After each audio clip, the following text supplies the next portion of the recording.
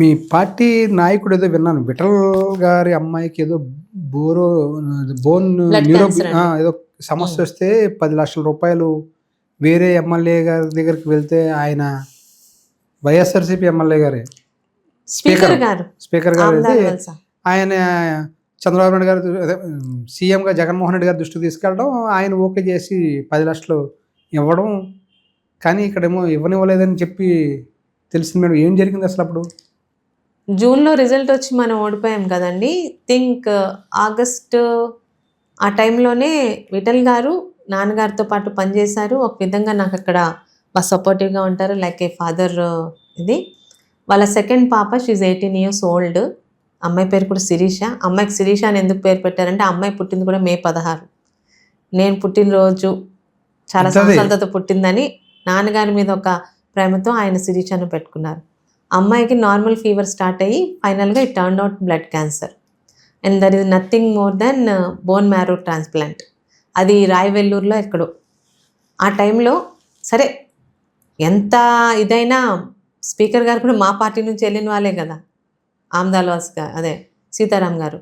ఆయన మా పార్టీలో ఉన్నప్పుడు ఉన్న పరిచయం గుర్తుపెట్టుకొని ఈయన ఇవ్వరని తెలిపి మా పక్కన అశోక్ గారు గెలిచారు తెలుగుదేశం ఎమ్మెల్యేగా.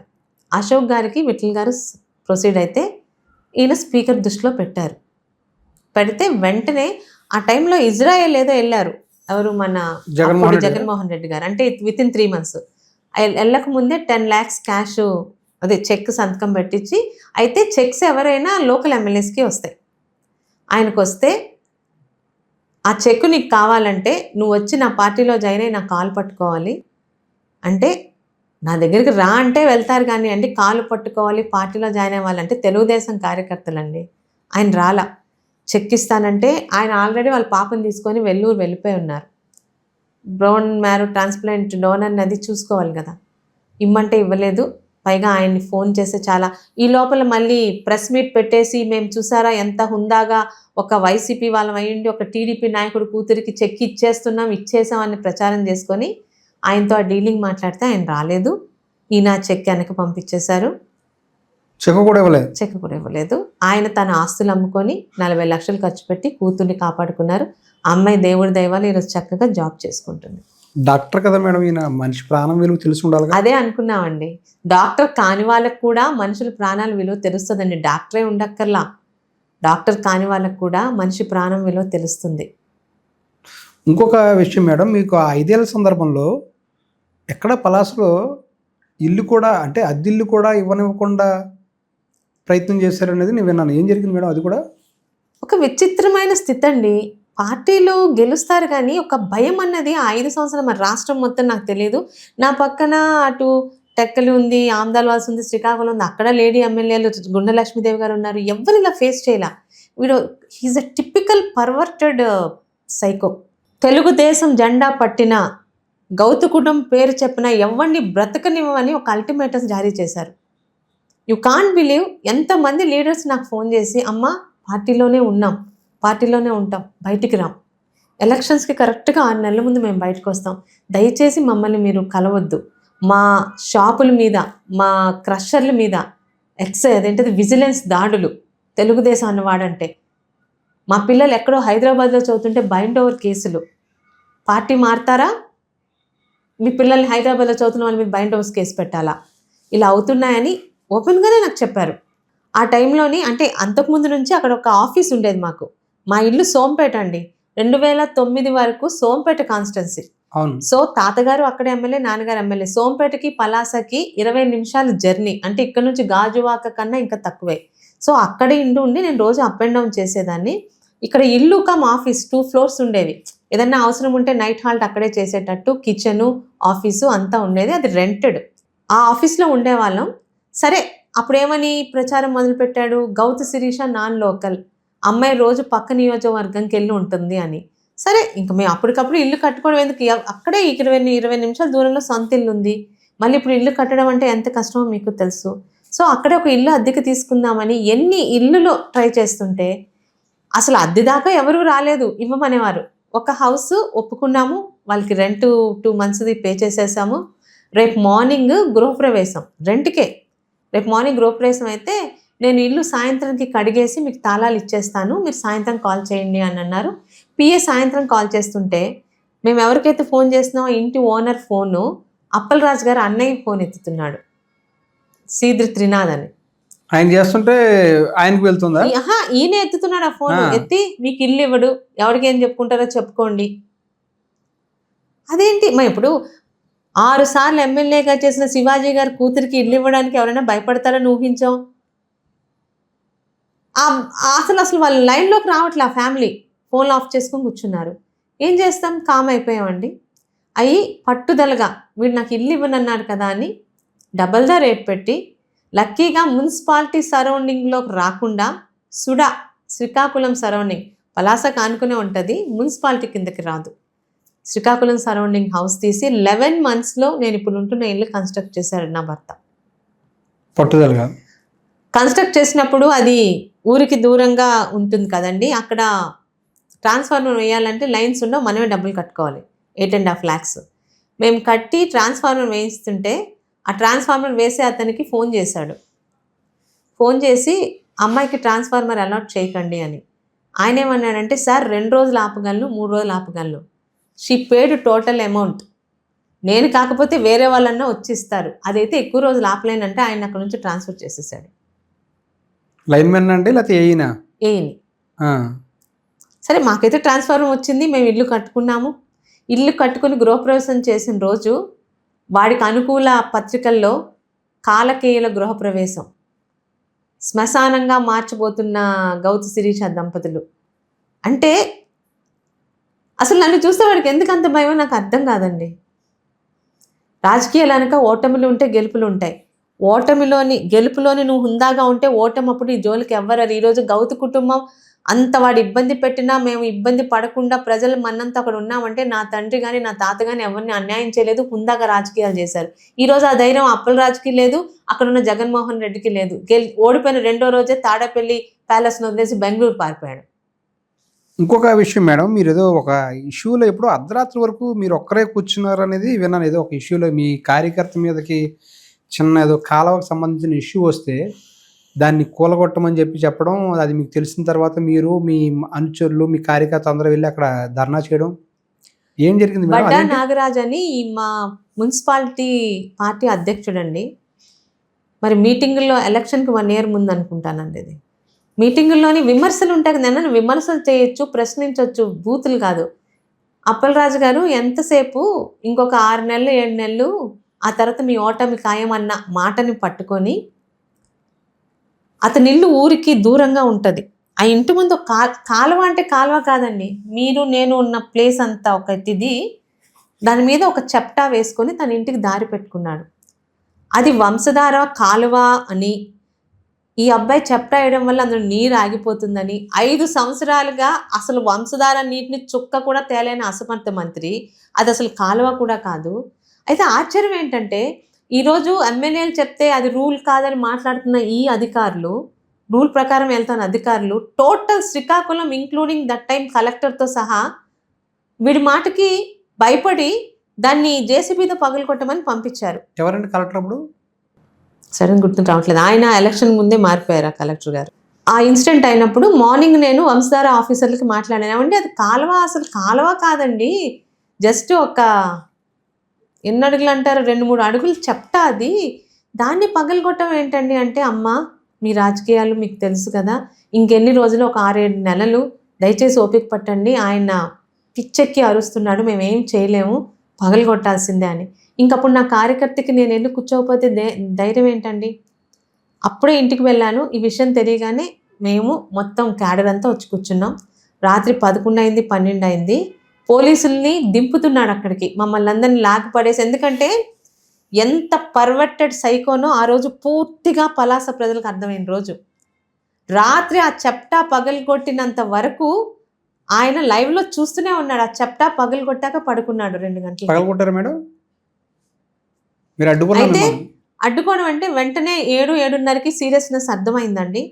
వెంటనే పక్కన ఎమ్మెల్యేగా అప్పుడు గెలిచిన అశోక్ గారికి ఫోన్ చేస్తే వెంటనే వచ్చేసారు. దీంతో తను ఎప్పుడు నాకు హెల్పింగ్గానే ఉండేవాడు. వెంటనే వచ్చాడు.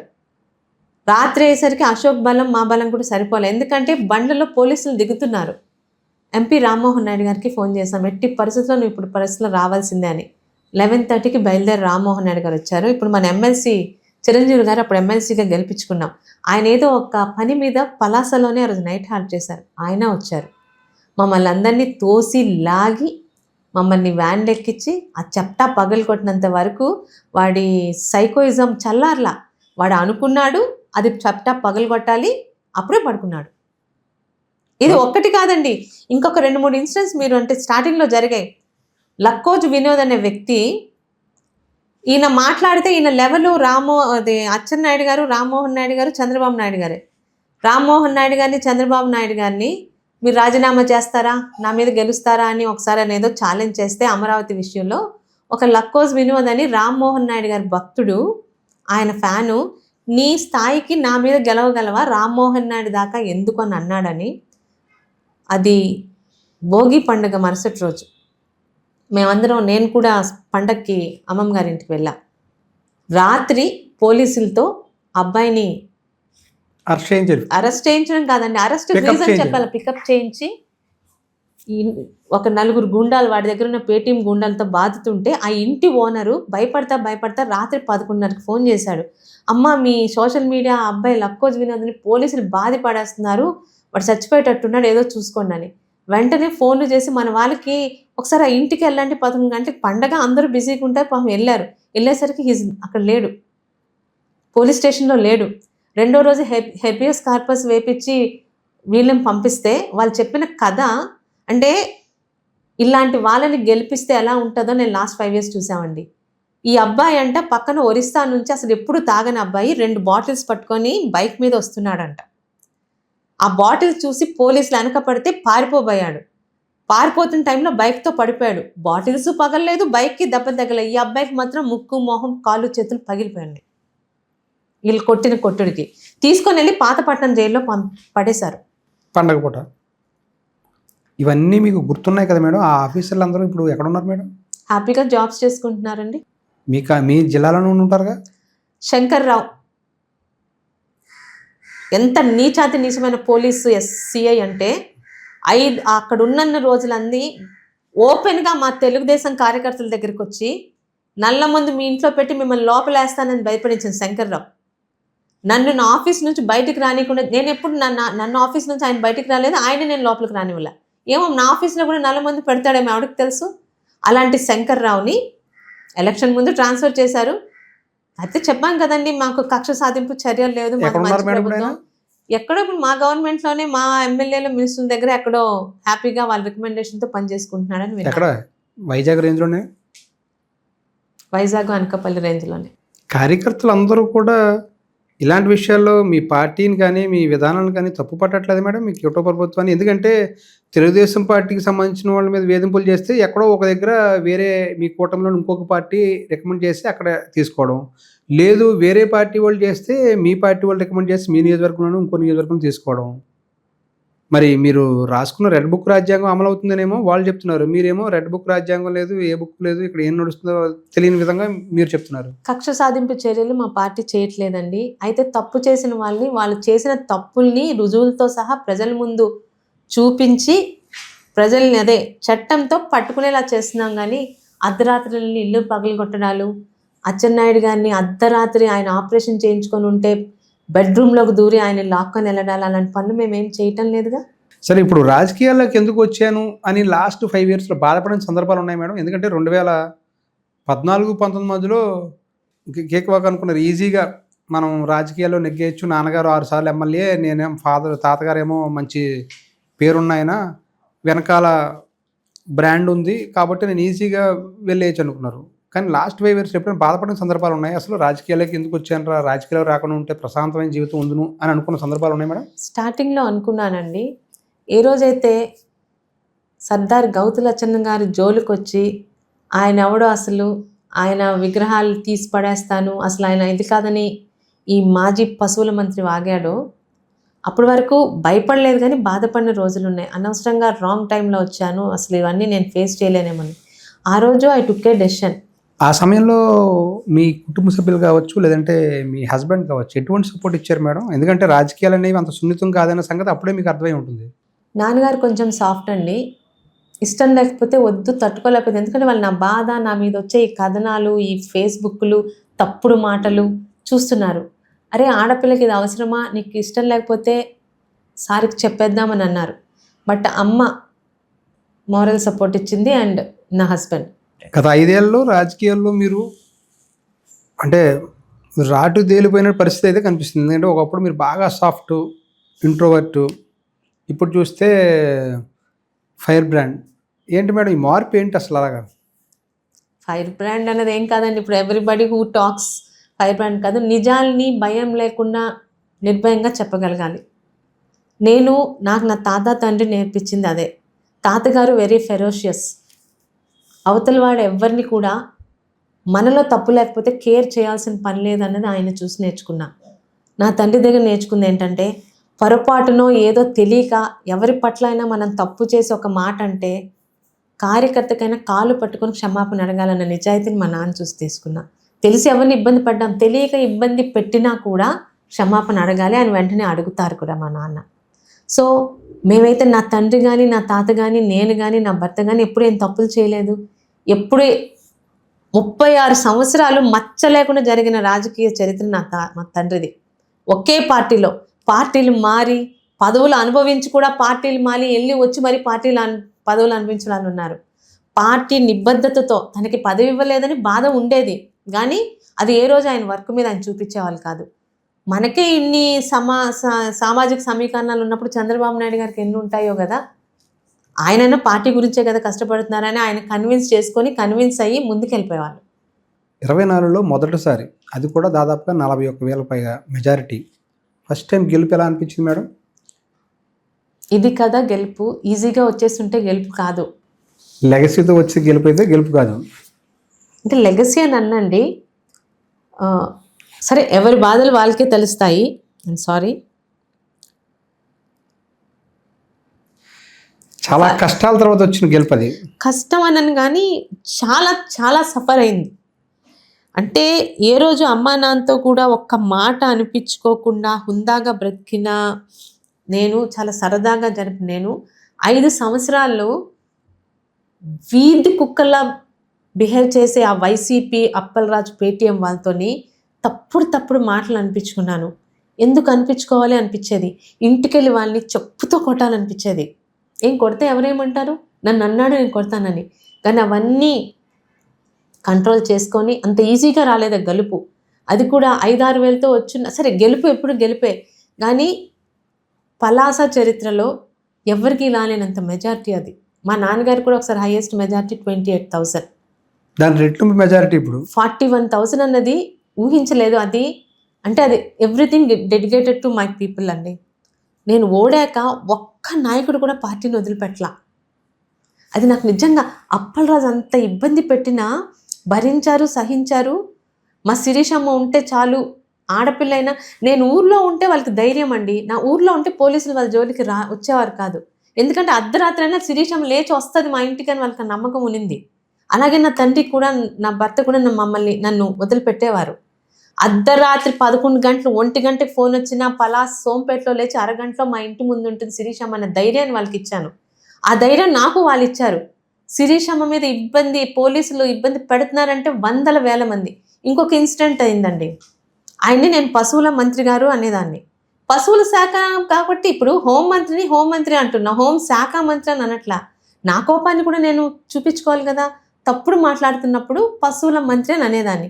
ఆ మాటకి ఆయన రెచ్చిపోయి ఒకరోజు 4 రోజులు కాన్స్టిట్యున్సీ అంతా దండోరా వేయించి పలానా 22వ తారీఖు 20వ తారీఖు పలాస శిరీష ఆఫీస్ మీద దాడి చేయబోతున్నాం, అమ్మాయిని జుత్తు పట్టుకొని బయటకు తీసుకొని వచ్చి గ్రౌండ్లోని మోకాలు వేయించి సారీ చెప్పించబోతున్నామని దండోరా వేయించమని నా ఆఫీస్ మీదకి దాడి అనౌన్స్ చేశాడు. మొత్తం అప్పుడు వరకు అప్పలరాజుకి భయపడి కేసులు పెడతాడు, మా షాపులు మూయించేస్తాడు, మా మీద విజిలెన్స్ కేసులు పెడతాడని భయపడిన ప్రతి ఒక్క సోదరుడు ఇంతకన్నా ఏమవుతుంది, ఆడపిల్ల మీద దాడి చేస్తాడట చూస్తామని చెప్పి ప్రతి ఒక్కరు వచ్చి ఆఫీసులో రోజు కూర్చున్నారు. అంటే నా క్యాడరు నేను ఓడిపోయాక ఒక్కరు కూడా నా పార్టీని వదిలిపెట్టలా. ఎగైన్ తెలుగుదేశం వస్తుందన్న నమ్మకం, చంద్రబాబు నాయుడు గారు ముఖ్యమంత్రి అవుతారని నమ్ముతాం. ఈ